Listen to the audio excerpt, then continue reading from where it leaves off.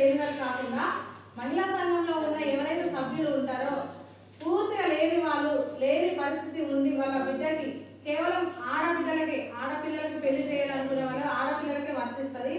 ఎవరైతే లేని వాళ్ళు ఆడపిల్లలకి పెళ్లి చేయాలనుకుంటారో వాళ్ళు మా ఓంకార ఫౌండేషన్కి, ఈ మేడం గారికి, సీఏ మేడం కానీ, సీసీ సార్లు కానీ వీళ్ళు ఏపీఎంల ద్వారా మా దృష్టికి తీసుకొస్తే ఓంకారం ఫౌండేషన్ తరఫున మా మేడం గారు సార్ ముందుకు వచ్చి వాళ్ళ బిడ్డకి, అంటే సంఘ సభ్యురాల బిడ్డకి మా ఓంకారం ఫౌండేషన్ తరఫున, సంస్థ తరఫున వాళ్ళు పుస్తకాలు, మెట్టెలు కావచ్చు, ఇంకేమైనా వస్తువులే కావచ్చు, ఇలాంటి ఆర్థిక సహాయాలు కూడా అందిస్తున్నారు.